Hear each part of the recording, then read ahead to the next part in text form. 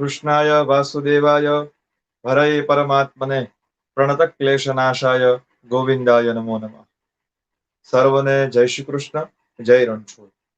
આપ સૌનું સ્વાગત છે 18 દિવસીય આંતરરાષ્ટ્રીય શ્રીમદ ભગવદ ગીતા જ્ઞાનામૃત મહોત્સવમાં. આજે 13મો દિવસ છે. આજે આપણા વચ્ચે શ્રી ડાકોર ધામથી ક્ષેત્રજ્ઞ વિભાગ યોગ વિશે વાત કરશે ડોક્ટર શ્રી રવિશંકરભાઈ રાજગોર.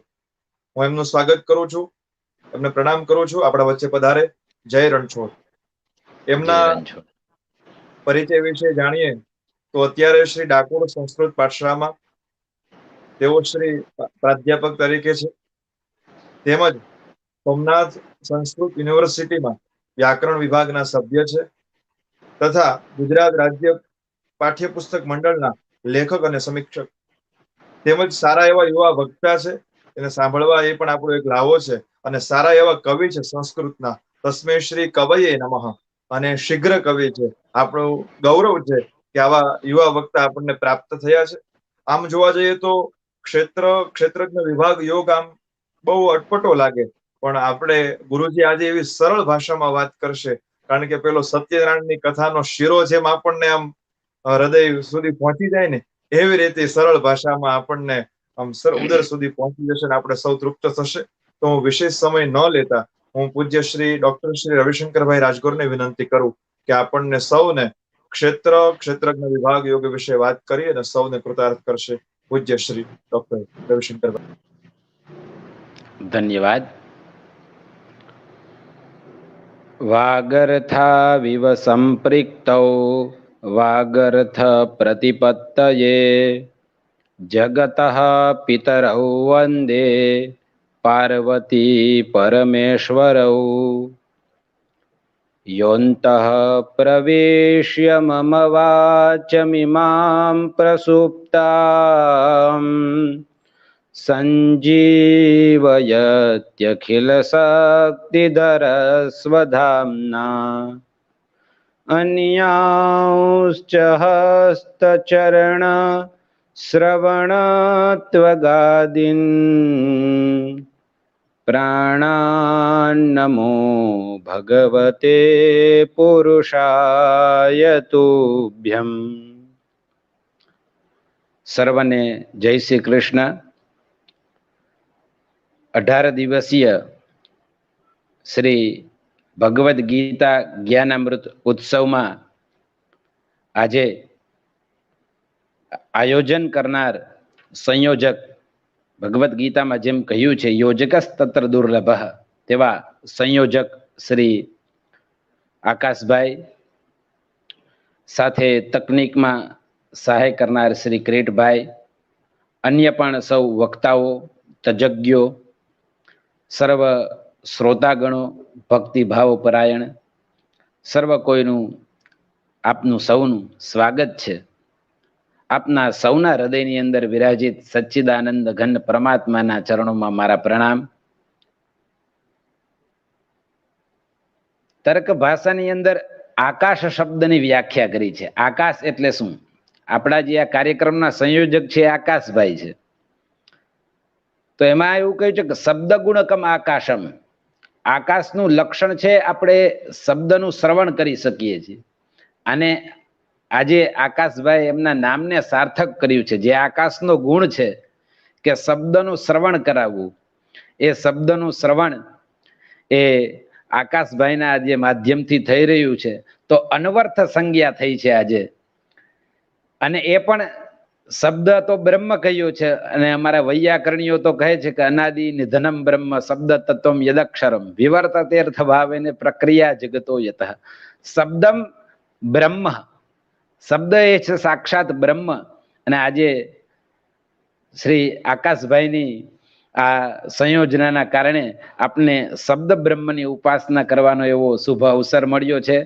એટલે સર્વપ્રથમ આકાશભાઈને ધન્યવાદ આપી અને વિશેષ કોઈ વાર્તા ન કરી અને આપણે ત્રયોદશ અધ્યાયમાં પ્રવેશતા પહેલા અત્યાર સુધી 12 અધ્યાયની યાત્રા આપણે પૂર્ણ કરી છે. એવું કહેવાય છે કે ભગવદ્ ગીતામાં જ્ઞાન, ભક્તિ અને કર્મની ચર્ચા છે. તો તો આગળના અધ્યાયોની અંદર 12 અધ્યાયની અંદર કર્મ અને ભક્તિની ચર્ચા થઈ ચૂકી છે. 13મા અધ્યાયથી જ્ઞાનની ચર્ચા શરૂ થાય છે.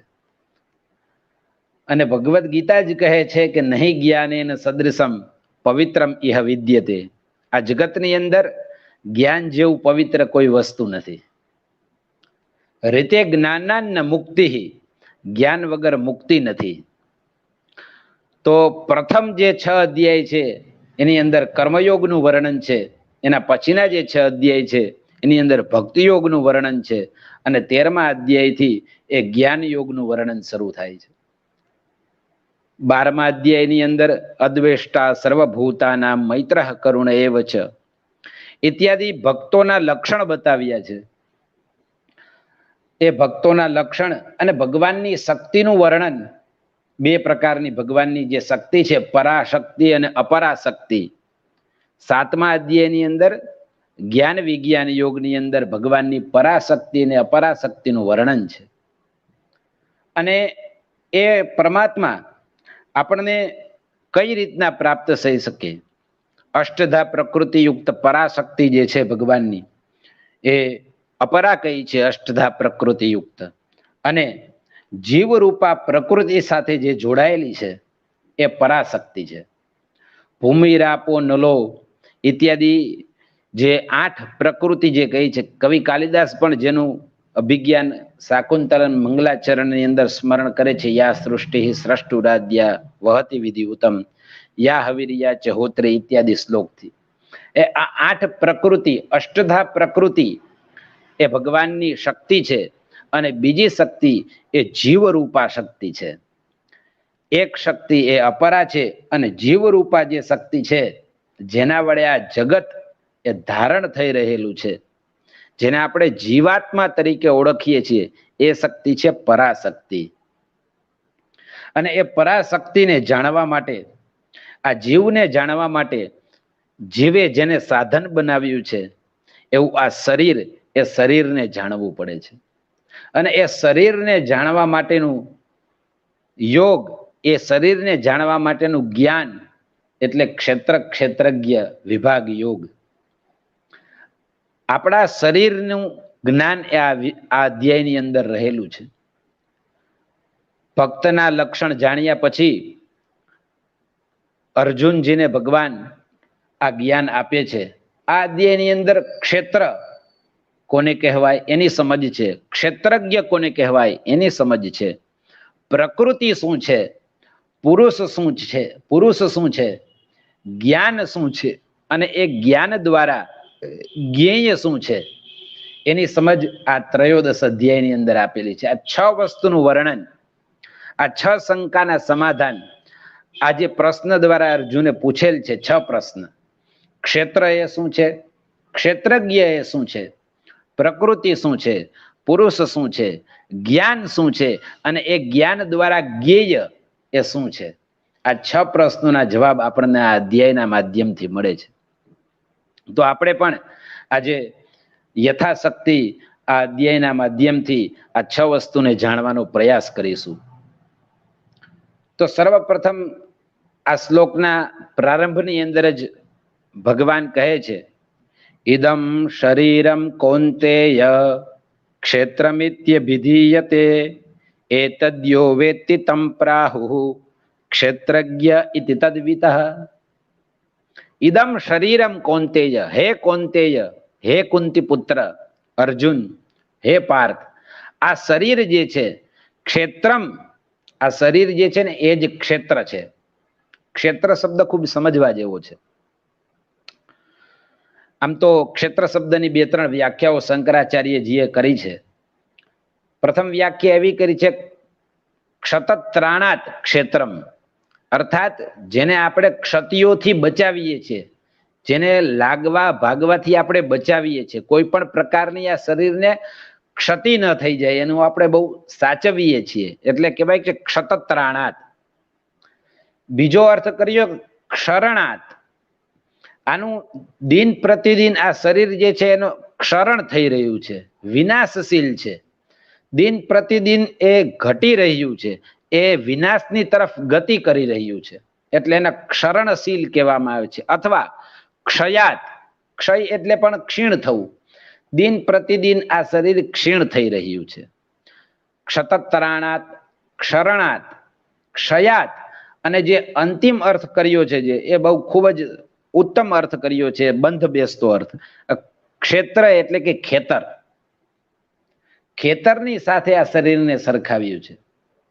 અને આ શરીર જ જે છે એ ભક્તિનું પણ સાધન છે અને મુક્તિનું પણ સાધન છે, ભોગનું પણ સાધન છે અને યોગનું પણ સાધન છે. આ શરીરના માધ્યમથી જ કર્મ થઈ શકે છે, આ શરીરના માધ્યમ થકી જ જ્ઞાન પ્રાપ્ત થઈ શકે છે.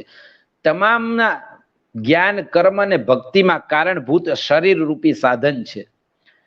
ચાહે અધર્મ રૂપી કર્મ હોય કે ધર્મ રૂપી કર્મ હોય, ભોગ રૂપી કર્મ હોય કે યોગ રૂપી કર્મ હોય, તમામ ક્ષેત્ર એ સાધન છે તમામ માટેનું. માટે આ શરીરને જાણવું એ ખૂબ જ જરૂરી છે. એટલા માટે જ આ અધ્યાય ભગવાન પ્રારંભ કરી રહ્યા છે. એટલે કહી રહ્યા છે અહીંયા કે ક્ષેત્ર એટલે કે ખેતર. જે રીતના ખેતરની અંદર ખેડૂત એ વાવણી કરી અને બીજ વાવે છે, અને એ બીજ વાવ્યા પછી એ એનું ફળ લણણી રૂપી ક્રિયા દ્વારા મેળવે છે.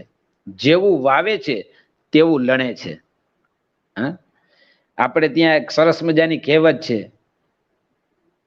पेड़ बोया बबूल का, बबूल का पेड़ बोने से आम नहीं मिलते हैं, आम कहाँ से होय?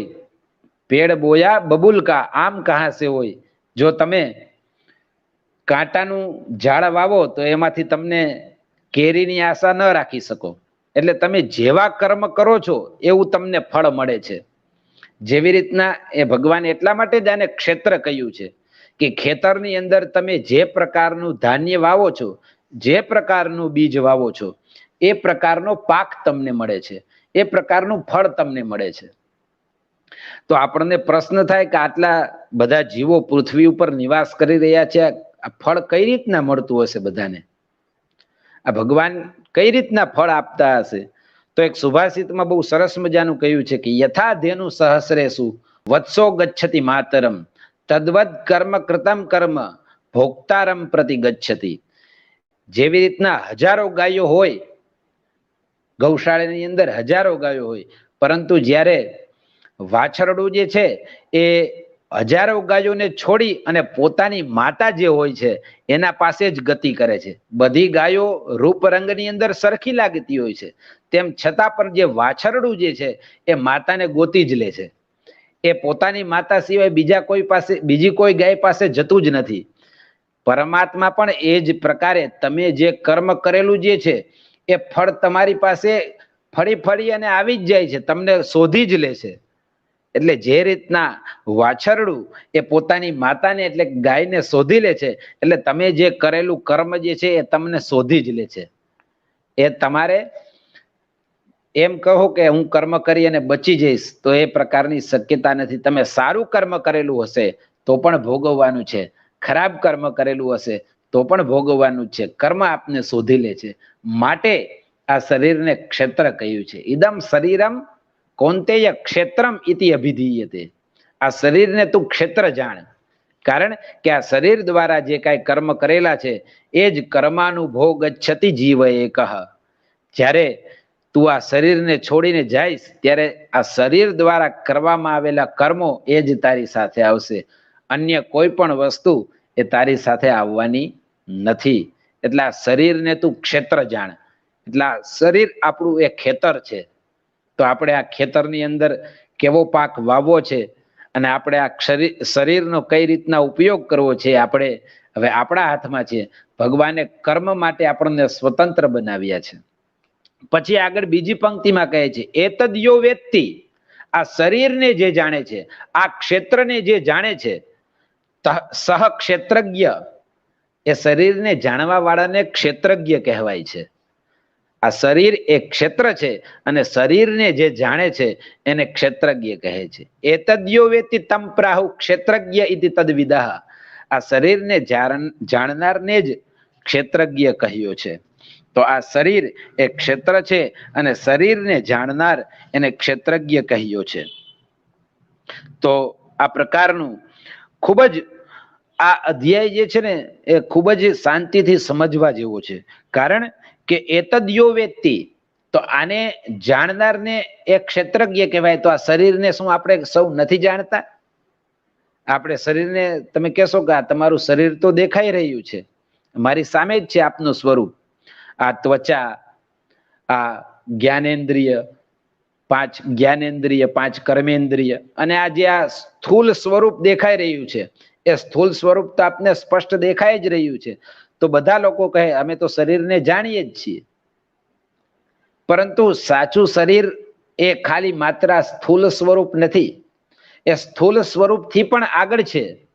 એ સ્થૂલ સ્વરૂપમાંથી સૂક્ષ્મ સ્વરૂપ શરીર છે, એ સૂક્ષ્મ સ્વરૂપમાંથી પણ કારણ સ્વરૂપ શરીર છે, જે કારણના કારણે આપણને આ દેહ પ્રાપ્ત થયો છે. તો સ્થૂલ શરીર, સૂક્ષ્મ શરીર અને કારણ શરીર છે.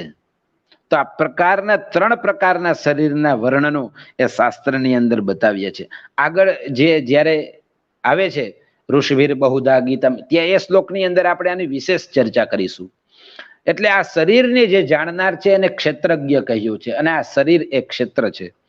પછી આગળના શ્લોકમાં ભગવાન કહે છે કે ક્ષેત્રજ્ઞમ ચાપી મામ વિદ્ધિ, અને આ શરીરને જાણનાર એ તો ક્ષેત્રજ્ઞ છે જ, પરંતુ ક્ષેત્રજ્ઞમ ચ અપી મામ વિદ્ધિ, મને પણ તું ક્ષેત્રજ્ઞ જાણ, મને પણ તું ક્ષેત્રજ્ઞ જાણ.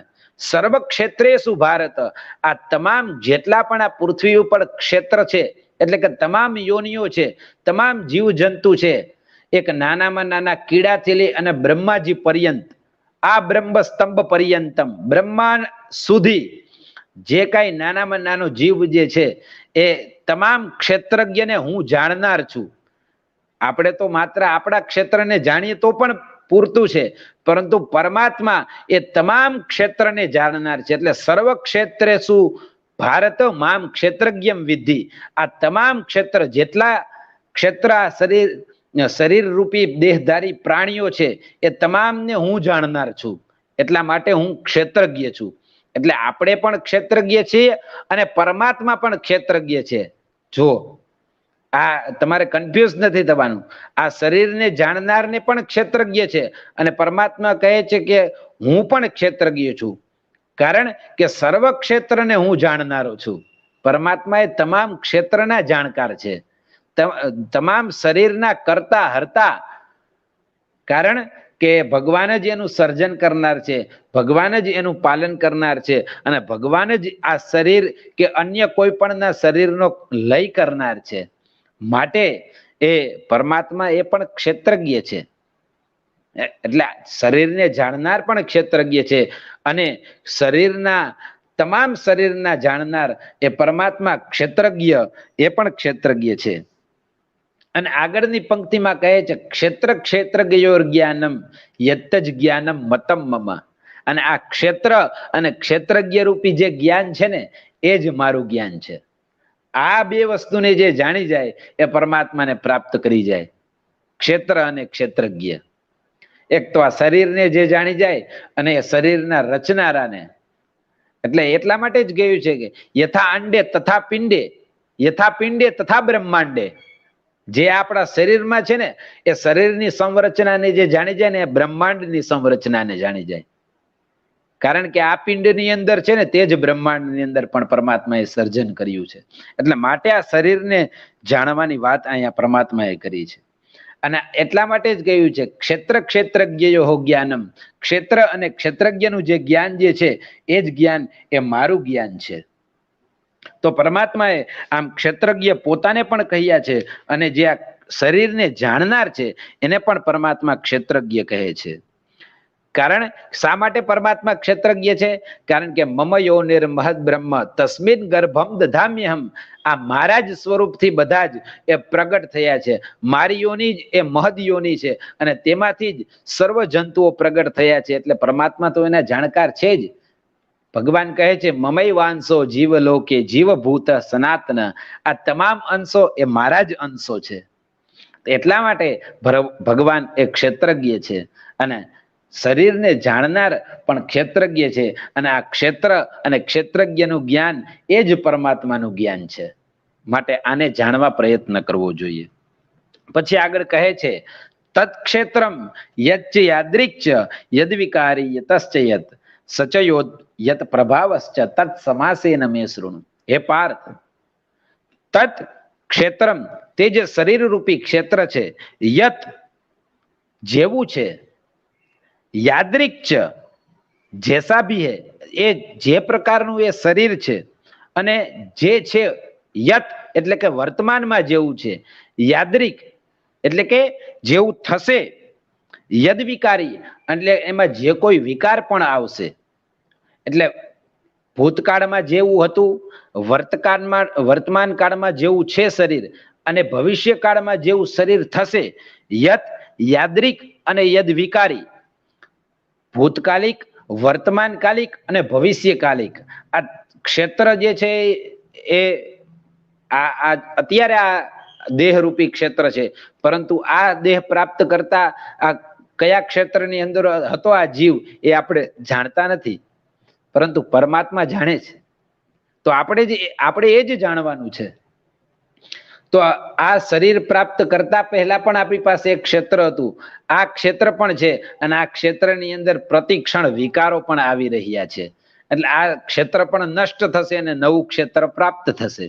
તો યચ્ચ યાદૃચ્ચ અને યદ વિકારી, તો આ જેવું હતું, જેવું છે અને જેવું પ્રાપ્ત થશે, આ ત્રણ પ્રકારનું શરીર ક્ષેત્ર એ વિકાર પામનારું છે. સચયો યત પ્રભાવશ્ચ અને એ શરીર ઉપર શું શું પ્રભાવ પડે છે, તત્ સમાસેન મે શૃણુ. આ શરીરમાં શું શું વિકાર આવે છે, આ શરીર ઉપર શેનો પ્રભાવ પડે છે, તે તો સંક્ષિપ્તમાં મારી પાસે શ્રવણ કર.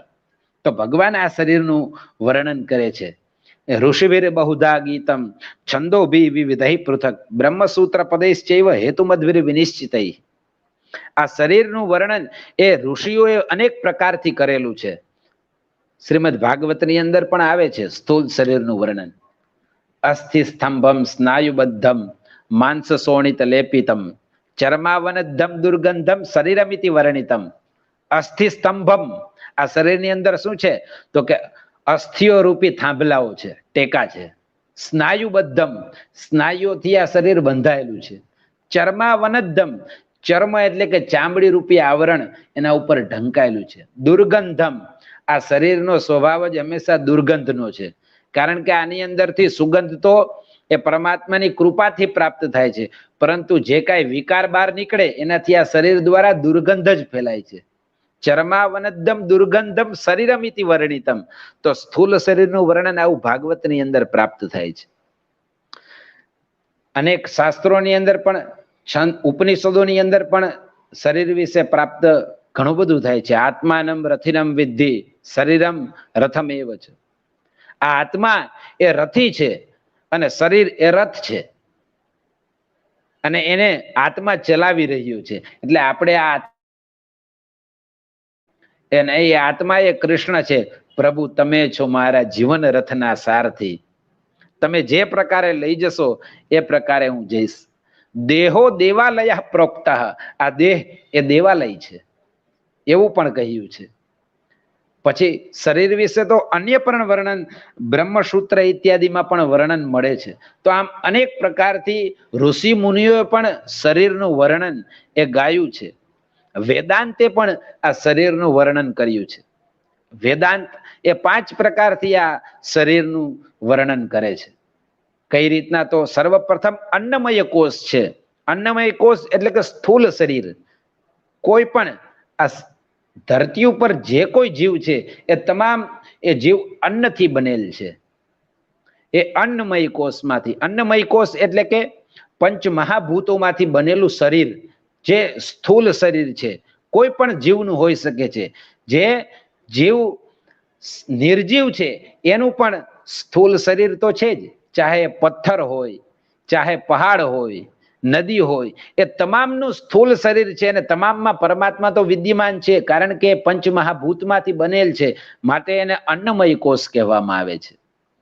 પૃથ્વી, જલ, તેજ, વાયુ ને આકાશ અન્નમાંથી જે નિર્મિત થયું છે એવું અન્નમય કોષ. વિજ્ઞાન જેને એક કોષીય પ્રાણી કહે છે. તો અન્નમય કોષ છે. અન્નમય કોષ પછી બીજા નંબરમાં આવે છે પ્રાણમય કોષ, જે સ્થૂળ શરીર સ્વરૂપે તો હોય પરંતુ જે શ્વાસ અને ઉચ્છ્વાસ પણ લઈ શકતા હોય, પોતાની રીતના શ્વાસ લેવાની ક્રિયા કરી શકતા હોય, શ્વસન ક્રિયા. તો કેટલાક એક કોષીય પ્રાણી હોય અમીબા જેવા, જે શ્વસન ક્રિયાઓ નથી કરતા, પરંતુ દ્વિકોષીય પ્રાણી હોય એનું અન્નમય શરીર હોય અને પ્રાણમય કોષ દ્વારા એ શ્વસન પણ કરતા હોય છે. ત્રીજા નંબરનો કોષ એટલે કે મનોમય કોષ. તમારા શરીર પણ છે તમારી પાસે શ્વાસ લેવાની શક્તિ પણ છે, અને તમારી પાસે મનની શક્તિ હોય તો એને મનોમય કોષ કહેવામાં આવે છે. અને મનની શક્તિ એ દરેક પ્રાણીઓમાં હોતી નથી, તો જેનામાં મનન કરવાની શક્તિ છે એને મનોમય કોષ કહ્યું છે. એ મનની શક્તિ એ જ મનોમય શક્તિ છે. અને આ મનની શક્તિ તો ખૂબ શાસ્ત્રોમાં વર્ણવી છે, અપાર શક્તિ છે, જેનો કોઈ માપ જ નથી. મન એવ મનુષ્યાણામ કારણમ બંધન મોક્ષયો. આ મન જ એ મનુષ્યનું બંધન અને મોક્ષનું કારણભૂત છે. આ મનથી મનુષ્ય 1 મિનિટની અંદર અમેરિકા પહોંચી જાય, અને મનથી 1 મિનિટની અંદર મનુષ્ય સ્વર્ગની અંદર પહોંચી જાય. તો આ મનની જે શક્તિ છે એ અપરિમિત શક્તિ છે. આ મનથી આપણે કોઈ પણ કાર્ય કરી શકીએ છીએ. એટલે મનોમય કોષ એટલે કે મનન કરવું. એ મનન કર્યા પછી પણ ચતુર્થ કોષ છે એ વિજ્ઞાનમય કોષ છે. વિજ્ઞાનમય કોષ એટલે કે બુદ્ધિ, સારા નરસાનો વિવેક કરી અને કોઈ પણ પ્રકારનો નિર્ણય કરવો. મનોમય કોષ દ્વારા ચિંતન કર્યા પછી જે કાંઈ આપણને પ્રાપ્ત થયું છે એ પ્રાપ્ત થયેલા ઉપર આપણે નિર્ણય કરવો, એ કોણ કરે છે? એ બુદ્ધિ કરે છે. અને એ જ એ વિજ્ઞાનમય કોષ છે. સંક્ષિપ્તની અંદર બહુ સરળતાથી આપને સમજાવી રહ્યો છે, નહીતર આ પ્રાણમય અન્નમય એ કોષને સમજાવવા માટે એક લેક્ચર ઓછા પડે. પરંતુ અહીંયા એ પ્રાણમય કોષ, અન્નમય કોષ તમને સરળતાથી એક નામ માત્રથી સમજાવી રહ્યો છું. તો વિજ્ઞાનમય કોષ એટલે કે બુદ્ધિ, જે આપની બુદ્ધિ નિર્ણય કરે છે. આ એ સૂક્ષ્મ શરીરની અંદર આવે છે. આ મનોમય કોષ જે છે એ મનોમય કોષ, વિજ્ઞાનમય કોષ એ સૂક્ષ્મ શરીર છે. સ્થૂળ શરીરને તો આપણે જોઈ શકીએ છીએ, પરંતુ સૂક્ષ્મ શરીરની અંદર શું આવે છે? તો સૂક્ષ્મ શરીરની અંદર મન, બુદ્ધિ, ચિત્ત અને અહંકાર, આજે આ 4 વસ્તુ જે છે એને સૂક્ષ્મ શરીર કહીએ છીએ. કારણ કે શરીરની અંદર વિદ્યમાન છે, પરંતુ આપણે એને પ્રત્યક્ષ જોઈ શકતા નથી. ડોક્ટર ઓપરેશન કરીને તમારું કિડની બતાવી શકે છે, તમારા આંતરડા બતાવી શકે, પણ ડોક્ટર તમારા ઓપરેશન કરીને બતાવી નથી શકતો તમારું મન કયું છે. આમાંથી મન શરીરની અંદર ક્યાં વિદ્યમાન છે? મન એ સંપૂર્ણ શરીરની અંદર વિદ્યમાન છે. જ્યારે આપણને કોઈ પણ પ્રકારની ચોટ લાગે તો દિમાગને અસર થાય, પરંતુ મન એ હાથમાં લાગ્યું તેમ છતાં પણ દિમાગને બતાવ્યું, પગમાં કઈ અસર થઈ તો પણ દિમાગને બતાવ્યું. તો એ જ્યાં જ્યાં અસર થાય છે, પરંતુ એ પહોંચાડવાની જ્યારે ક્રિયા થાય ત્યારે એ જ્ઞાન, સંવેદનશીલતા જે અનુભવ કરાવે એ મન કરાવે છે. અન્યથા જો મન ન હોય તો આપણે જોવા છતાં પણ એ વસ્તુ નથી જોઈ રહ્યા, સાંભળવા છતાં પણ નથી સાંભળી રહ્યા. કેમ? કારણ કે આપણું મન નથી. જે આપણને મન ગમતું હોય, જે એમાં આપણે એકાગ્ર ચિત્ત રહીએ છીએ. જેમ કે વિદ્યાર્થી કોઈ અભ્યાસ કરતો હોય પરંતુ એમાં મન ન હોય, તો ગુરુજી ભણાવતા હોવા છતાં પણ તેનું પૂછે તો ધ્યાન ન હોય. આવું ઘણીવાર આપણને અનુભવ પણ થાય છે કે કોઈ આપણને વાત કહેતા હોય પરંતુ આપણું મન એમાં ન હોય, આપણું મન કોઈક વિચારોના વમણમાં ફસાયેલું હોય, કોઈક ચિંતામાં હોય, તો એ આપણને કહેવા છતાં પણ આપણે સાંભળી શકતા નથી. કેમ? કારણ કે ઇન્દ્રિય, શ્રવણેન્દ્રિયની સાથે મન નથી જોડાયેલું. તો મનોમય કોષ એ ચિંતન કરે છે, અને બુદ્ધિ એ વિજ્ઞાનમય કોષ એ નિર્ણય કરે છે. અને આ બધા ઉપર પણ બુદ્ધિથી પણ જે પર છે, જે એ આનંદમય કોષ છે. અને આનંદ બ્રહ્મ વિજાનીયાત, આનંદ એ સાક્ષાત પરમાત્માનું સ્વરૂપ છે. આનંદની પ્રાપ્તિ થઈ જાય એને પછી હર્ષ અને શોક રહેતા નથી. કારણ કે આનંદ એ હર્ષ અને શોકથી પર છે, આનંદ એ સુખ અને દુઃખથી પર છે. એટલે આનંદ એ પરમાત્માનું સ્વરૂપ છે. આપણે સૌએ આનંદ પ્રાપ્ત કરવાનો છે. આ સંક્ષિપ્તની અંદર શરીરનું વર્ણન બતાવ્યું છે. આ સાંખ્યની અંદર પણ આ જ રીતના શરીરનું વર્ણન બતાવ્યું. એ આગળના શ્લોકમાં કહે છે ભગવાન, મહાભૂતાન્ય અહંકારો બુદ્ધિરવ્યક્તમેવ ચ ઇન્દ્રિયાણી દશૈકંચ પંચચેન્દ્રિય ગોચરાહ. આ શરીર એ 25 તત્વોનું બનેલું છે એવું સાંખ્ય દર્શન કહે છે. અને ભગવાન એ પણ સાંખ્ય દર્શનનું સમર્થન કરે છે. અહીંયા શેશ્વર સાંખ્યવાદ શ્રીમદ ભગવદ્ ગીતાની અંદર બીજા અધ્યાયની અંદર જ બતાવ્યું છે. અહીંયા પણ એની ઝલક આપણને જોવા મળે છે કે મહાભૂતાની, પંચ મહાભૂત, પૃથ્વી, જલ, તેજ, વાયુ ને આકાશ, આ 5 મહાભૂત છે.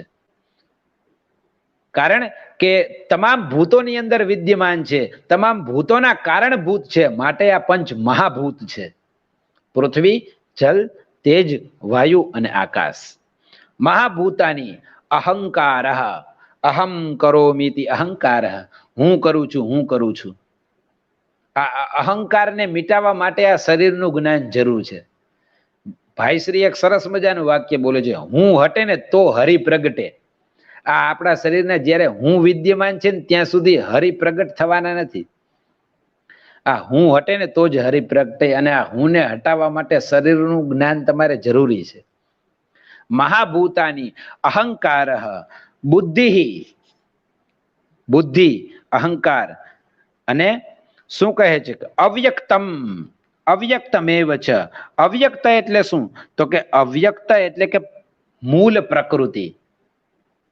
મૂળ પ્રકૃતિ રવિકૃતિ. તો મૂળ પ્રકૃતિ એના કારણે જ પુરુષ એ ક્રિયાન્વિત થાય છે. એ મૂળ પ્રકૃતિ છે એ અવ્યક્ત છે. એ જ પરમાત્માની શક્તિ છે. પરમાત્માની શક્તિને આપણે વ્યક્ત કરી શકતા નથી. જે મેં કહી ને પરાશક્તિ અને અપરાશક્તિ, તો એ જ પરમાત્માની પ્રકૃતિ રૂપી શક્તિ છે. અને જેનાથી આ સંપૂર્ણ જગત સંચાલ્યમાન છે. અને એ પ્રકૃતિથી જ આપણે પુરુષ પણ કાર્ય કરે છે. પછી તો કે ઇન્દ્રિયાણી, 10 ઇન્દ્રિય છે. 5 જ્ઞાનેન્દ્રિય અને 5 કર્મેન્દ્રિય. તો 5 જ્ઞાનેન્દ્રિય, 5 કર્મેન્દ્રિય, 5 મહાભૂત, 15 અને 5 એના વિષયો. 5 વિષયો કયા છે? તો શબ્દ, સ્પર્શ, રૂપ, રસ અને ગંધ. આ 5 વિષયો છે. 5 ઇન્દ્રિયના 5 અલગ અલગ વિષયો છે. શબ્દ એ કાનનો વિષય છે. રૂપ એ આંખનો વિષય છે. શબ્દ, રૂપ, સ્પર્શ એ ત્વચાનો વિષય છે. સૂંઘવું એ નાકનો વિષય છે. આ રીતના 5 ઇન્દ્રિયોના 5 વિષયો બતાવે છે. શબ્દ, રૂપ, સ્પર્શ. આ વિષયો એ 5 મહાભૂત, 5 જ્ઞાનેન્દ્રિય, 5 કર્મેન્દ્રિય. આ 20 તત્વો થયા. મન, બુદ્ધિ, ચિત્ત અને અહંકાર. આ 24 તત્વો થયા. અને આ 24 તત્વો એ પ્રકૃતિ છે. અને 25મું તત્વ એટલે કે પુરુષ, એટલે કે પરમાત્મા, એટલે કે જીવ, એટલે કે જીવાત્મા. એને અલગ અલગ પ્રકારથી ઘણા બધા શબ્દો દ્વારા, શાસ્ત્રો દ્વારા વ્યક્ત થયું છે. એને કોઈએ પુરુષ કહ્યું છે, એને કોઈ જીવ કહ્યો છે, એને આત્મા કહ્યું છે. પરંતુ એ 25મું તત્વ છે. આ 25 તત્વનું શરીર બનેલું છે. આ શરીરને તમે જાણો. પછી અહીંયા સુધી શરીરનું વર્ણન કર્યા પછી આગળ ભગવાન કહે છે કે ઈચ્છા, દ્વેષ, સુખમ દુઃખમ, સંઘાત, ચેતના ધૃતિ, એતદ ક્ષેત્રમ સમાસેન સવિકારકમ ઉદાહરિતમ. આ શરીરની અંદર વિકારયુક્ત શું છે એ પરમાત્મા વર્ણન કરતા કહે છે કે ઈચ્છા, એ ઈચ્છાઓ આપણને વારંવાર પ્રગટતી જ રહે છે. એક ઈચ્છા પૂર્ણ થાય ત્યાં તો બીજી ઈચ્છા, હજી થઈ હોય પૂર્ણ નહીં ત્યાં તો બીજી ઈચ્છા પ્રગટી જાય. વારંવાર ઈચ્છાઓની અંદર વિકાર આવતો જ રહે છે. એક ઈચ્છાથી દ્વારા બીજી ઈચ્છા, ત્રીજી ઈચ્છા, ચોથી ઈચ્છા. અનંત ઈચ્છાઓ આપણી પૂરી જ નથી થતી. મરણાસન્ન સુધી આપણી ઈચ્છાઓ પૂર્ણ નથી થતી. દ્વેષ, દ્વેષ એ આ શરીરનો વિકાર છે. ઈચ્છા એ આ શરીરનો વિકાર છે. સુખમ દુઃખમ, સુખ અને દુઃખ આ શરીરના વિકાર છે. આ શ્લોકની અંદર પરમાત્માએ શરીરના વિકારોનું વર્ણન કર્યું છે. સુખ દુઃખ. સંઘાત, સંઘાત એટલે શું? તો કે સંઘાત એટલે કે સમૂહ, શરીર. આ શરીર જે છે એ વિકાર રૂપી શરીર છે. ઈચ્છા, દ્વેષ, સુખ, સંઘાત એટલે કે શરીર, ચેતના એટલે કે પ્રાણ શક્તિ, આની અંદર જે પ્રાણ શક્તિ છે એ પણ વિકારયુક્ત છે. ધૃતિ એટલે કે ધૈર્ય, ધીરજની અંદર પણ વિકાર આવે છે. સવિકારકમ ઉદાહૃતમ, આ બધા તત્વો એ વિકારયુક્ત છે શરીરના. તો આ સંક્ષિપ્તથી આ તત્વોને આપણે પરમાત્માએ કહ્યા એને જાણીએ. પછી આગળ કહે છે કે આગળ એ પરમાત્મા એ 7મા શ્લોકથી જ્ઞાનની ચર્ચા કરે છે. ક્ષેત્ર અને ક્ષેત્રજ્ઞની ચર્ચા અહીંયા પૂર્ણ કરી સંક્ષિપ્તમાં. પછી આગળ એ આપણી પાસે સમયની પણ મર્યાદા છે, એટલે આપણે સંક્ષિપ્તની અંદર અધ્યાયનો સાર જાણવો છે, એટલા માટે આની વિશેષ ચર્ચા નહીં કરીએ, નામ માત્રથી સંકીર્તન કરીએ, ઈચ્છા, દ્વેષ ઇત્યાદિ. આગળ જ્ઞાનની ચર્ચા કરી છે. પરમાત્માએ જ્ઞાન કોને કહ્યું છે? આપણે જે જ્ઞાનની વ્યાખ્યા કરી છે એ તો પરમાત્માએ નથી કરી. કોઈ વકીલાતનો સારો અભ્યાસ કર્યો તો શું એ જ્ઞાની થયો છે? કોઈ ડોક્ટરેટનો સારો અભ્યાસ કર્યો તો શું એને જ્ઞાની આપણે કહીશું? કોઈ સીએ નો સારો અભ્યાસ કર્યો છે તો શું આપણે એને જ્ઞાની કહીશું? જ્ઞાનીની વ્યાખ્યા શું છે? તો જ્ઞાનની વ્યાખ્યા એ પરમાત્મા અહીં આપી રહ્યા છે. આપણે એ જ્ઞાનની વ્યાખ્યાને જોઈએ. શું ભગવાન કહી રહ્યા છે? શું એ જ્ઞાનની અંદર સમાવિષ્ટ થાય છે? જોજો, ભગવાન જ્ઞાનના અંદર શું સમાવિષ્ટ કરી રહ્યા છે? તો કહે છે કે અમાનિત્વમ, અદંભિત્વમ, અહિંસા, ક્ષાંતિરાર્જવમ, આચાર્યો, પાસનમ, શૌચમ, સ્થૈર્યમાત્મ વિનિગ્રહ. પરમાત્મા કહે છે કે અમાનિત્વમ એટલે કે માનની અપેક્ષા ક્યારે પણ ન રાખવી, એને કહેવાય અમાનિત્વમ. સમદુઃખ સુખે સુચ, સુખ અને દુઃખની અંદર જે સમાન હોય, તથા માનાપમાનયો, માન અને અપમાનની અંદર પણ જે સમાન હોય, એ પરમાત્માના જ્ઞાનની અંદર પ્રથમ લક્ષણ બતાવ્યું છે કે જેને કોઈ માનની અપેક્ષા નથી. પછી કહે છે અદંભિત્વમ, એમાં ક્યારેય દંભ હોતો નથી. દંભ એ શું છે? આપણે જે કાંઈ ઉપાસના કરીએ છીએ એ બીજાની સામે રાખવું, એનું નામ દંભ. હું આ કાર્ય કરું છું એ અન્યને બતાવવું, એનું નામ જ દંભ છે. તમે અને પરમાત્માના સાક્ષીઓ તો કોઈ ચિંતા નથી, પરંતુ મેં આ વ્રત કર્યું કે મેં આ ઉપવાસ કર્યો એ અત્યારે લોકો સામે ચાલીને બતાવી રહ્યા છે, તો એ એક દંભ છે.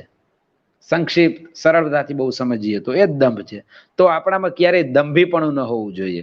આપણે બીજાને બતાવવા માટે નહીં, પરંતુ પરમાત્માને બતાવવા માટે એ ક્રિયાકલાપ કરીએ, ત્યારે આપણી સાર્થકતા થશે ક્રિયાકલાપોની. અહિંસા, હિંસાનો ત્યાગ, એ પણ જ્ઞાનની અંદર પરમાત્માની વ્યાખ્યામાં છે. કાયિક, વાચિક કે માનસિક કોઈ પણ પ્રકારની આપણે હિંસા ન કરીએ, એ પણ જ્ઞાનની અંદર સમાવિષ્ટ છે. ક્ષાંતિ, ક્ષાંતિ એટલે કે ક્ષમા. ક્ષમા એ તો ખૂબ જ મોટો શસ્ત્ર છે. ક્ષમા શસ્ત્ર જેના હાથમાં હોય એનું દુર્જન પણ કઈ કરી શકતો નથી. પાનબાઈ પણ કહે છે ભક્તિ રે કરવી એને રાંક થઈને રહેવું. પાનબાઈ, રાંક થઈને રહેવું એટલે કે ક્ષમાનો ભાવ રાખવો, ઉદાસીનતાનો ભાવ રાખવો. આર્જવમ, આ ખૂબ જ સરળ, મસ્ત, ઉત્તમ શબ્દ છે. આર્જવમ, આર્જવમ એટલે કે મૃદુતા, નમ્રતા. નવમ સરલ સમ સબ છલહીના. નવમી ભક્તિ જે ભગવાનની છે ને, ભગવાન રામ સબરીબાને જે નવધા ભક્તિનું વર્ણન કર્યું છે, એમાં આર્જવમ એટલે કે સરળતા, મૃદુતા. આવી તમારામાં મૃદુતા હોય ત્યારે તમારામાં જ્ઞાન છે એવું કહેવાય. પછી કહે છે કે આચાર્યોપાસનમ, આચાર્યની સમીપમાં જઈ અને તમારે એની સેવા કરવી. ગુરુ શુશ્રૂષયા વિદ્યા, ગુરુની સેવા કરવાથી વિદ્યા પ્રાપ્ત થાય છે. એટલે આચાર્યની ઉપાસના કરવી, અર્થાત એમની પાસે જઈ એને જ્ઞાન પ્રાપ્ત કરવું. આચાર્યોપાસનમ શૌચમ, આ ખૂબ જ મહત્વપૂર્ણ છે, પણ અત્યારે કોઈ આની ઉપર ધ્યાન નથી આપતું. શૌચ એટલે કે પવિત્રતા, બાહ્ય શૌચ અને આંતરિક શૌચ. આપણે આજે શરીરની શુદ્ધિ ઉપર તો ધ્યાન આપીએ છીએ, પરંતુ આંતરિક શુદ્ધિ ઉપર કોઈ ધ્યાન નથી આપતા. તો એ આંતરિક શુદ્ધિ પણ એટલી જ મહત્વની છે જેટલી બાહ્ય શુદ્ધિ મહત્વની છે. મનની શુદ્ધિ પણ, અંતરની શુદ્ધિ પણ, ચિત્તની શુદ્ધિ પણ, બુદ્ધિની પણ શુદ્ધિ એટલી જ મહત્વની છે જેટલી શરીરની શુદ્ધિ મહત્વની છે. તો શૌચમ સ્થૈર્યમ એટલે કે સ્થિરતા. સ્થિરતા રાખવી એ ખૂબ જ જરૂરી છે. અત્યારના યુવાનની અંદર સ્થિરતા નથી. સ્થિરતા એટલે કે ધીરજતા નથી. એને તત્કાલ બધું જોઈએ છીએ. ફાસ્ટ યુગનો જમાનો છે, 2020 નો જમાનો છે, એટલે ધીરજ નથી રાખી શકતો. પરંતુ ધીરજ એ ખૂબ જ જરૂરી છે જ્ઞાન માટે. પરમાત્માની પ્રાપ્તિ માટે ધીરજ એ જરૂરી છે. કોઈ પણ કાર્યની પ્રાપ્તિ માટે, સફળતા માટે એ ધીરજ ખૂબ જ જરૂરી છે. ધીરજ વિના સફળતા મળતી નથી. અને આપણે ગુજરાતીમાં તો કહેવત છે કે ધીરજના ફળ મીઠા, ઉતાવળે આંબા ન પાકે. એટલે સ્થિરતા જે સ્થિત પ્રજ્ઞના લક્ષણની અંદર પણ બીજા અધ્યાયની અંદર બતાવ્યું છે, એ સ્થિરતા રાખો ત્યારે જ તમને પ્રતિષ્ઠા મળે, અન્યથા પ્રતિષ્ઠા પણ ન મળે. આત્મ વિનિગ્રહ એટલે કે ઇન્દ્રિયોનો સંયમ, એને કહ્યું છે કે આત્મ વિનિગ્રહ, મનનો સંયમ. મનની ઉપર કાબુ રાખો, કારણ કે મનની ઉપર જો તમે કાબુ ન રાખો તો મન તો તમને ભટકાવે છે આ સંસારની અંદર. શાસ્ત્રાણી યત્ર ગચ્છન્તિ તત્ર ગચ્છન્તિ વૈ નરાહ, મતયો યત્ર ગચ્છન્તિ તત્ર ગચ્છન્તિ વાનરાહ. શાસ્ત્રએ જે પ્રમાણે આજ્ઞા કરી છે એ પ્રમાણે જે મનથી કાર્ય કરે છે એ જ મનુષ્ય છે. પરંતુ મતિની અનુસાર, બુદ્ધિની અનુસાર મન ફાવે તેમ સ્વચ્છંદી આચરણ કરે છે એને તો વાનર કહે છે, નર નહીં. તો આપણે શું વાનર છીએ? યહ શાસ્ત્ર વિધિ મુત્સૃજ્ય વર્તતે કામ કારતઃ ન સિદ્ધિમ વાપનોતિ ન સુખમ ન પરામ ગતિમ. ભગવાન કહે છે કે શાસ્ત્ર વિધિને છોડીને, 16મા અધ્યાયની અંદર ભગવાને કહ્યું કે શાસ્ત્રની વિધિને છોડીને જે કોઈ કાર્ય કરે છે એ સિદ્ધિ પણ નથી પ્રાપ્ત કરી શકતો, કે ન સુખ ન પરામ ગતિમ, કે એ પરમ ગતિને પણ નથી પ્રાપ્ત કરી શકતો. માટે જે કોઈ શાસ્ત્ર દ્વારા નિર્દિષ્ટ માર્ગ છે એ માર્ગ દ્વારા આપણે પરમાત્માને પામવાની કોશિશ કરીશું તો જ પરમાત્મા પ્રાપ્ત થઈ શકશે. તો આ પ્રમાણે ભગવાને એ ઈચ્છા, દ્વેષ, સુખમ દુઃખમ ઇત્યાદિ વર્ણન કરતા આગળ પણ જ્ઞાનનું વર્ણન કરતા કહે છે કે ઇન્દ્રિયાર્થેષુ વૈરાગ્યમ અનહંકાર એવ ચ જન્મ મૃત્યુ જરા વ્યાધિ દુઃખ દોષાનુદર્શનમ. ઇન્દ્રિયોમાં વૈરાગ્ય, અહંકાર, અનહંકાર એટલે કે અહંકારનો ત્યાગ.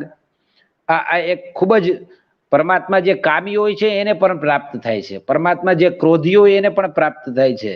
પરમાત્મામાં અન્ય કોઈ પણ દુર્ગુણ હોય એને પણ પરમાત્મા પ્રાપ્ત થાય છે. પરંતુ એક જ દુર્ગુણ એવો છે જેને પરમાત્મા પ્રાપ્ત નથી થતો, એ છે અહંકાર. જ્યાં સુધી અહંકાર રૂપી દુર્ગુણનો ત્યાગ ન થાય, અહં કરોમી, હું કરું છું, હું કરું છું, એના વર્ણન પણ પરમાત્માએ અહં કરોમી, અહંકાર કરવા વાળા આસુરી તત્વોનું વર્ણન ભગવાને બહુ સરસ 16મા અધ્યાયની અંદર કર્યું છે. એ તમારે ખૂબ વાંચવા જેવું છે, જે વિસ્તાર ભયથી અહીંયા હું નહીં કહું આપને. ઇન્દ્રિયાર્થે શું વૈરાગ્યમ, ઇન્દ્રિયોની અંદર વૈરાગ્ય, રાગનો ત્યાગ કરવો. ઇન્દ્રિયોને તો ખૂબ સારું સારું ગમે, શ્રેય માર્ગ ને પ્રેય માર્ગ બતાવ્યા છે, પરંતુ આપણે એ શ્રેય માર્ગ, કલ્યાણકારી માર્ગ ઉપર ઇન્દ્રિયોને લઈ જઈએ.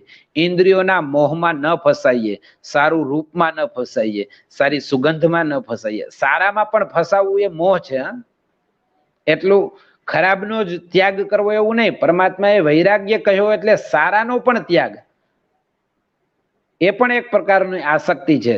સારું સારું, જેમ આમ તો બધાને સારું જ મેળવવું હોય, પરંતુ સારામાં પણ મોહનો ત્યાગ એ જ વૈરાગ્ય છે. જન્મ મૃત્યુ જરા વ્યાધિ દુઃખ દોષાનું દર્શનમ. જન્મ મૃત્યુ આ જે મહાદુઃખ છે, આ જ બે મહાદુઃખ છે. સંસારની અંદર આવનારા દુઃખો તો એ નગણ્ય દુઃખો છે, પરંતુ પુનરપી જનનમ પુનરપી મરણમ પુનરપી જનની જઠરે શયનમ, આ મહાદુઃખ છે. પરંતુ આ દુઃખો કોઈ મનુષ્ય એ સમજવા જ નથી માંગતા. મરી ગયા પછી આપણે શું? ભસ્મીભૂતસ્ય દેહસ્ય પુનરાગમનમ કૃતઃ. આજે ભગવદ્ ગીતાના વિચારો શ્રવણ કરવા ગમે છે આપણને, સાંખ્ય અને વેદાંતના વિચારો શ્રવણ કરવા ગમે છે, પરંતુ હું અને આપ બધા એ ફોલો તો આપણે ચાર્વાકને જ કરીએ છીએ. તો આપણે મનથી પણ પરમાત્માના વિચારોને ફોલો કરીએ એવું આપણે બનવું જોઈએ. દુઃખ દોષાનું દર્શનમ, આપણા ખુદના દોષોનું દર્શન કરવું જોઈએ, બીજાના દોષોનું દર્શન ના કરવું જોઈએ. કારણ કે જે દુર્જન હોય છે એ પોતાના દોષોનું દર્શન નથી કરતો, પણ બીજાના દોષોનું દર્શન કરે છે. તો આપણે આપણા દોષોનું દર્શન કરી અને આપણે દોષને સુધારીએ. એ દોષનું દર્શન એ કરી અને દોષને સુધારવાની વાત પરમાત્માએ કહી. પછી આગળ કહે છે કે અશક્તિ રણભિસ્વંગ પુત્રદાર ગૃહાદિષુ નિત્યમ ચ સમચિત્તત્વમ ઇષ્ટાનિષ્ટોપપત્તિષુ. અશક્તિ એટલે કે આસક્તિ રહિત થવું. આસક્તિ રહિત, શેમાં આસક્તિ રહિત થવું? તો કહે છે કે પુત્રદાર ગૃહાદિષુ, પુત્રની અંદર, સંતતિની અંદર, દાર એટલે કે પત્નીની અંદર, ગુરુ એટલે કે ઘરની અંદર, ઘરની અંદર જે આ ફસાયેલો છે મનુષ્ય, એની આસક્તિમાંથી દૂર થવું. પરંતુ આજનો મનુષ્ય તો એ પુત્રી, પુત્ર અને પત્નીના મોહમાં એવો ફસાયો છે કે પૈસો મારો પરમેશ્વર અને હું પૈસાનો દાસ. છોકરા છે એ શાલિગ્રામ અને સેવા પછી કોની કરું? તો આ રીતના પત્ની અને પુત્ર એ જ એના સેવાના પરમાત્માના સાધનો છે. તો એને એમાં એટલો બધો ફસાયેલો છે તો એ મનુષ્ય પરમાત્મા તરફ ગતિ કરી શકતો નથી. અમારા ગુરુજી તો એવું કહેતા કે હર ન ભૂલો ઘર ન ભૂલો કર્મ કરો જિંદગી કા, સંસાર મેં વૈસે રહો જૈસે કમલ ફૂલ પાની કા.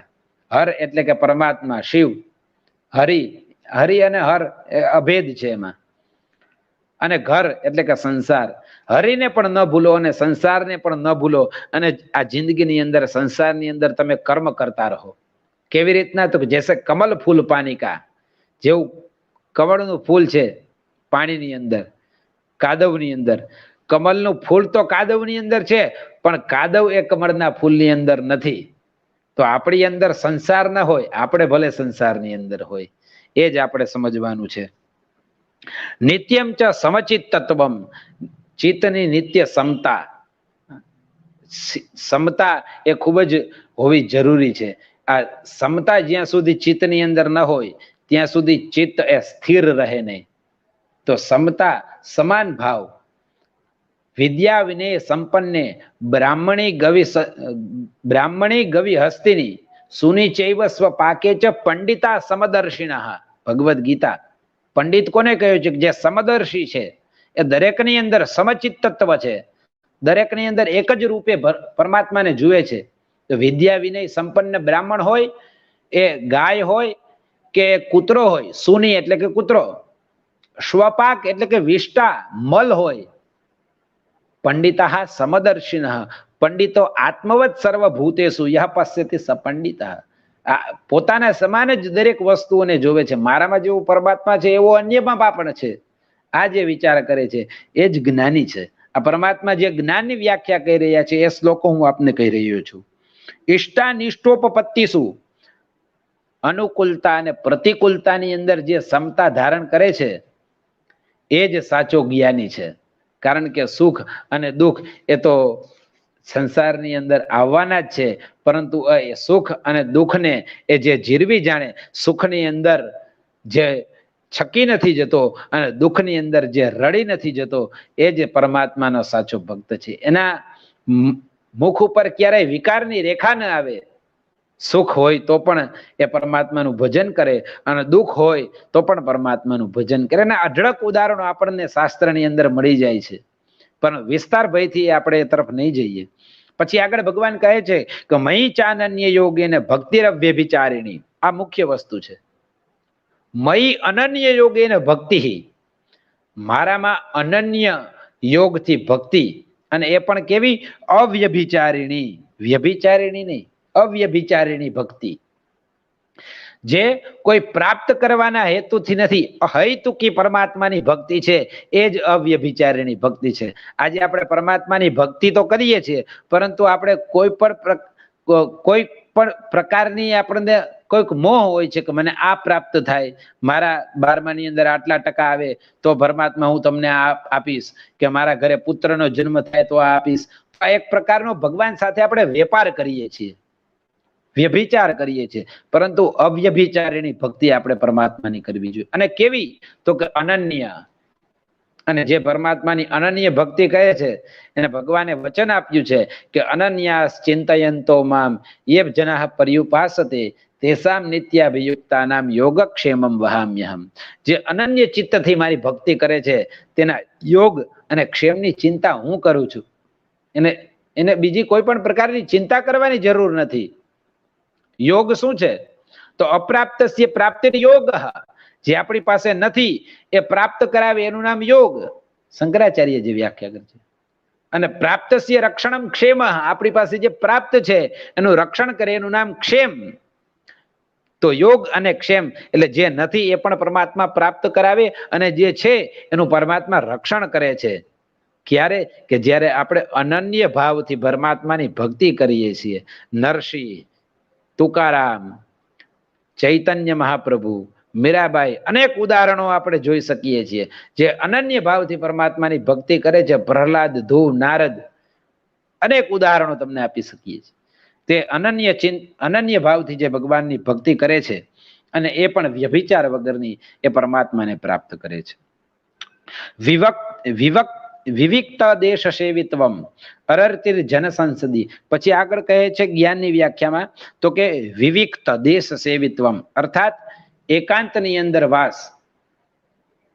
ભક્તિ રે કરવી એને રાંક થઈને રહેવું એ તો કયું જ, પરંતુ એકાંતની અંદર સંગનો પણ ત્યાગ કરવો, સંગનો પણ ત્યાગ કરવો એવું ભક્તિની અંદર કહ્યું છે.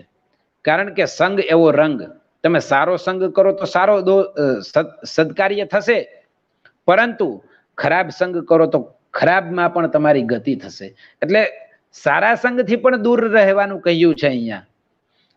સંગ કરવો જ પડે તો સારાનો કરવો, પરંતુ સંગ બને ત્યાં સુધી ન જ કરવો.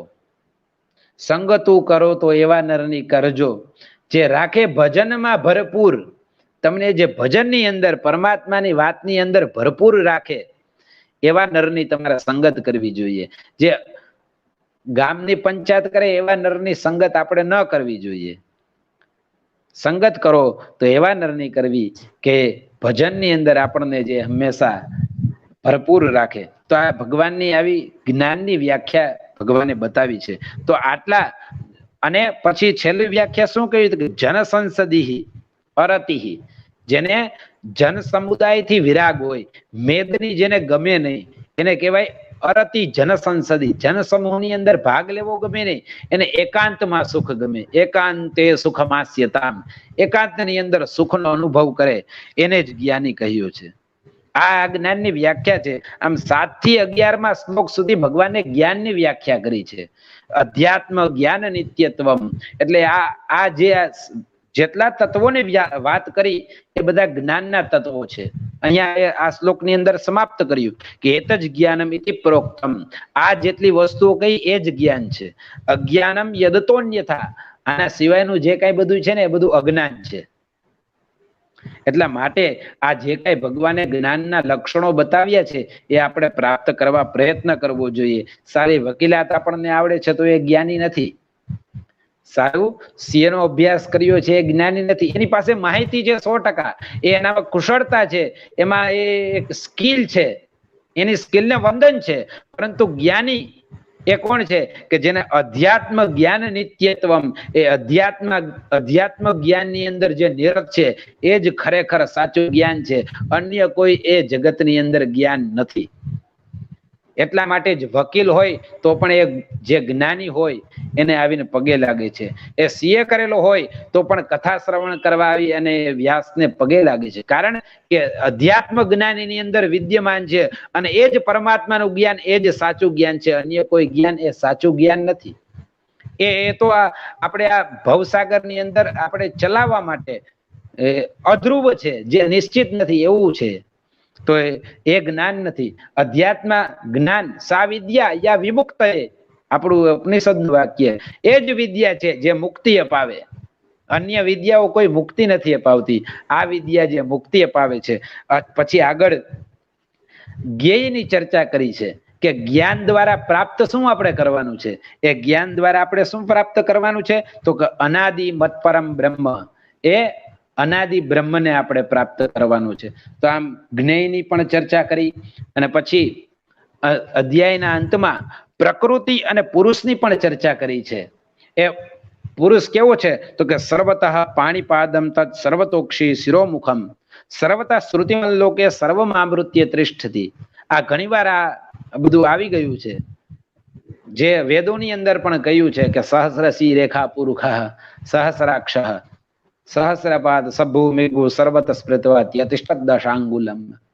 તો જે પુરુષ સર્વતઃ પાણીપાદમ, એને ઘણા બધા પાણી એટલે કે હાથ, ઘણા બધા પગ, આ જેટલા કઈ ચરાચર જીવો દેખાય છે, ઈશાવાસ્યમિદમ સર્વમ યત્કિંચિત જગત્યાન જગત તેને ત્યક્તેન ભુંજિતા માગતા કસ્ય ધનમ. આવું ઉપનિષદો પણ વર્ણન કરતા કહે છે કે એના 1000 હાથ છે, 1000 શ્રુતિઓ છે, 1000 પગ છે. તો આવા પરમાત્મા એ હૃદયની અંદર, આપણા હૃદ પ્રદેશની અંદર અંગુષ્ઠ માત્ર આટલો જે પ્રદેશ છે એમાં વિદ્યમાન છે. એને તમે ક્ષેત્રને, શરીરને જાણી અને પ્રાપ્ત કરી શકો છો. તો આમ પ્રકૃતિ, પુરુષ, ક્ષેત્ર, ક્ષેત્રજ્ઞ અને જ્ઞાન અને જ્ઞેય, આવું વર્ણન એ અધ્યાયની અંદર બહુ સરસ મજાની રીતના કર્યું છે. મેં તો બહુ પ્રયાસ ન્યાય આપવાનો કર્યો છે, તેમ છતાં પણ આ તો હરિ અનંત, હરિકથા અનંત, તેમ છતાં આને ન્યાય આપી શકાય એમ નથી મારાથી. તેમ છતાં પણ આ વાણીને ખૂબ પવિત્ર કરવાનો આજે મને અવસર મળ્યો. આજે ખૂબ જ આ કોરોના જે કાળ ચાલી રહ્યો છે એમાં મનુષ્ય ખૂબ જ ડિપ્રેશનમાં ચાલી ગયો છે, ત્યારે આ જ્ઞાન એ એમના માટે એક આશાનું કિરણ છે. તો એ જ્યારે આવા સમયની અંદર, કપરા સમયની અંદર આવું ખૂબ સરસ મજાનું આયોજન શાસ્ત્રીજી આકાશભાઈ પંડ્યા દ્વારા થયું છે, જે મારા શિષ્ય તુલ્ય છે, શિષ્યકલ્પ છે. તો એ ખૂબ જ ઉત્તમ પ્રકારનું આયોજન છે. એની સાથે તકનીકી સંયોજન કિરીટભાઈ, પ્રકાશભાઈ પંડ્યા, અન્ય પણ વિદ્વાનો આની સાથે જોડાયેલા છે. વિશેષ એ આકાશભાઈ આનું સંયોજન કર્યું છે. જેમ ભગવદ્ ગીતામાં કહ્યું કે યોજકસ તત્ર દુર્લભ, એને ક્રિયાન્વિત કરવું ને એ ખૂબ જ અઘરું કાર્ય હોય છે. બધા પાસે હોય તો છે, પરંતુ ક્રિયાન્વિત કરવું એ અઘરું છે. તો મને મારી વાણી પવિત્ર કરવાનો અવસર આપ્યો તે બદલ પુનઃ સર્વે કોઈનો આભાર વ્યક્ત કરી અને મારી વાણીને વિરામ આપું છું. અસ્તુ. ઓમ.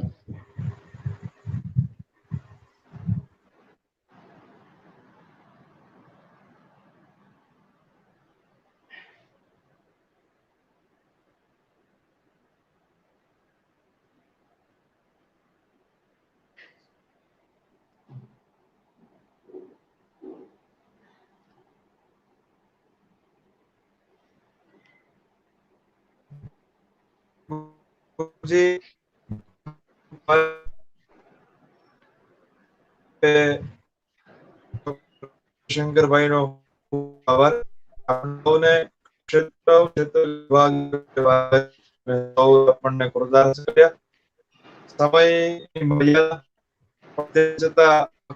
આપણને આશીર્વાદ કોઈ નિશ્ચિત સફળ બનશે. જ્યારે બીજો ક્રમાંક જ્યારે ભગવદ્ ગીતાનો થશે ત્યારે આપણે પૂર્ણતઃ સમય સાથે ચાલીશું. વિશેષ હું કઈ ન કહેતા આજના સૌ ઉપસ્થિત માર્ગદર્શકોને મારા પ્રણામ, સૌ શ્રોતાઓને પ્રણામ.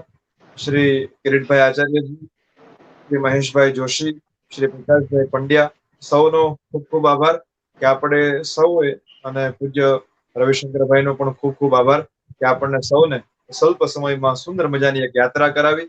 તો પુનઃ સૌને જય શ્રી કૃષ્ણ, જય રણછોડ.